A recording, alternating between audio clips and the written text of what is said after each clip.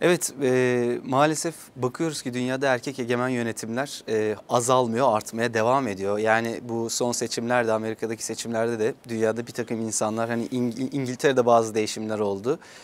Amerika'daki değişimi de merakla bekliyorlardı ama erkek egemen bir toplum olarak dünyayı yönetmeye sanırım devam edecek yönetenler. Şimdi tam da burada biraz Gizem'le sohbet etmek istiyorum. Gerçekten bu kadar erkek egemen bir toplumda Avrupa'da olsak bile bir kadın gözüyle yaşamak nasıl? Özellikle kurumsal firmalarda çalışan kadınların yönetici pozisyonları nasıl? Karşılaşılan sorunlar var mı? Bir de tabii şeyi konuşmak lazım. Bu zaman zaman dillendiriyoruz. Pozitif ayrımcılık yapılmalı mı kadınlara? Nasıl görünüyor buradan kadın hakları ve kadınların toplum içindeki yeri? Önce isterseniz biraz rakamlarla başlayalım. Avrupa'daki yönetim kurulundaki kadın sayısı oranlarını vererek başlayalım ki bir fikrimiz olsun. Avusturya'da bunun ölçümleri yapılıyor. Ama gönüllü olarak bir mevzuatlar, bağlayıcı mevzuatlar var yok ve yaklaşık olarak yönetici kadrosundaki kadınların oranı %12. Finlandiya'da %29 ölçümler yapılıyor ve yine bağlayıcı mevzuatlar yok. Diğer Nordik ülkelerinde de bu çok fazla. Almanya şu an Avrupa Birliği'nin en büyük ülkesindeki oran %12. Ölçümler şu an konumlandırılıyor, uygulamaya konulacak ve resmi olarak mevzuatlarla bağlandırılacak. Türkiye'de bu oran %17. Ölçümler yok.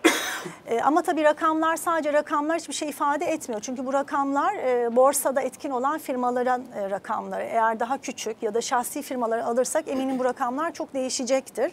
Yani doğru mu anladım? Almanya'daki üst düzey kadın yönetici sayısından daha mı fazla Türkiye'deki kadın Oran sayısı? evet, ölçülen oran daha fazla. Fakat rakamlar her zaman çok bir şey ifade etmiyor. Hı hı. Çünkü kadınların karşılaştığı sıkıntılardan birisi yükselme. İkincisi kadın kimliklerini şirkette gösterememe sıkıntısı var. Yükselseler bile kadınlıklarını, anneliklerini gösteremiyor, baskı altında hissediyorlar. Üçüncüsü de yükselseler bile özellikle maaşlarda daha düşük, yaklaşık %20 daha düşük alınıyor. Yine istatistiklere bakarak konuşursak. Dolayısıyla kadın yönetici oranları kendi başına hiçbir şey ifade etmiyor. Hı hı.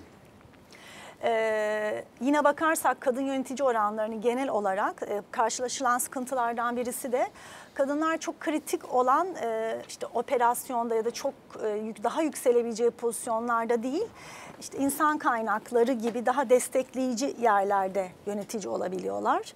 Daha çok kritik yerlere gelmelerinde sıkıntı oluyor. Peki yani bu sıkıntı yani kadınların almış olduğu eğitimle mi alakalı, yoksa iş hayatına zaman zaman vermek zorunda oldukları aralarla mı alakalı, yoksa kadınlarla ilgili hani yönetimin belli başlı noktalarına kasıtlı olarak hani kadınların önü mü kesiliyor? Yani belki Avrupa'da yapılmıyordur ama daha az gelişmiş ülkelerde böyle mi yapılıyor, yoksa Avrupa'da da yapılıyor mu bu? Evet, bununla ilgili de bir çalışma var. Avrupa'da Avrupa Kadın Lobisi diye Avrupa Birliği'nin desteklediği bir lobi var. Bunlar çok büyük bu konularla ilgili çalışmalar yapıyorlar. Ayrıca yine Dünya İşçi Örgütü'nde yaptığı çalışmalar ve istatistikler var. Bir çalışmaya göre söylenen şudur ki kadın ya da bize verilen kadın rollerinden ötürü kariyerlerinde gecikme oluyor. Annelik, işte ev, yemek gibi ve bu erkeklerin biçtiği roller yine bu konuda çok büyük köstek oluyor. Ayrıca şirketlerdeki erkek egemen kültürünün sahip olduğu bir ortam var. Bunun dışında da kadınlar bunun sonucunda da çok inisiyatif alamıyorlar. Bu nasıl gelişebilir? Bu bence sadece kadınların evet biz varız, biz yapacağız demeleri gerekmiyor. Bu sadece işin bir kısmı ve bununla ilgili birçok şey eminim hepimiz söyleyebiliriz kadınlarla ilgili neler yapabilir. Ama bunun dışında mevzuatların ve yasaların kadınların önünü açma konusunda ya da dengeye getirme konusunda bir bağlayıcılığının olması gerekiyor, ölçülmesinin gerekiyor.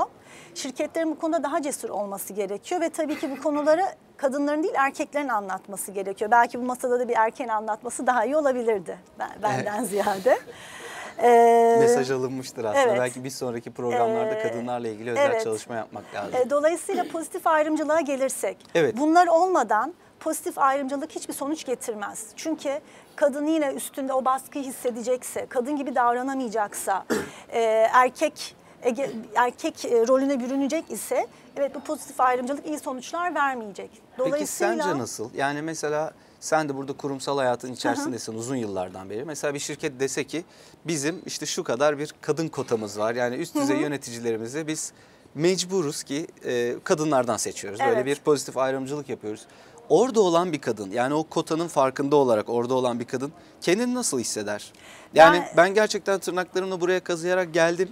Çok başarılı bir insanım. Evet. O yüzden şu an buradayım diye mi hissediyor, yoksa bir kota var işte bizi de buraya getirdiler mi? Yani yararlı bir şey mi bu?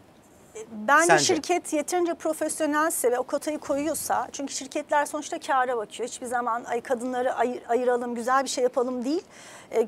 Kağıdın en altındaki kâra bakıyor. Dolayısıyla bir şirket bu kotayı koyabilecek kadar cesursa eminim o kadın yöneticileri destekleyecek kadar programlar belirlemiştir. Tabii bu kotalar genel olarak çok düşük. %10'lardan Nordics ülkelerinin %40'lara kadar çıkıyor ama genel olarak Avrupa'dan bahsediyorum. %10'larda geziyor. Ama emin ol bunu bir şirket koyduysa arkasında bir planla gelmek zorunda, kendisini düşünüyorsa.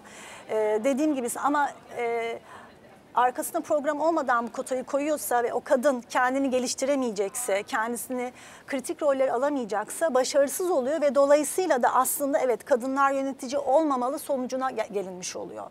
Dolayısıyla pozitif ayrımcılık çok önemli, fakat dediğim gibi bunun 3 tane ayağı var. Erkekler, devlet, regülasyonlar ve mevzuatlar ve şirketlerin daha cesur olması. Belki kadınlara düşen rol en sonda geliyor.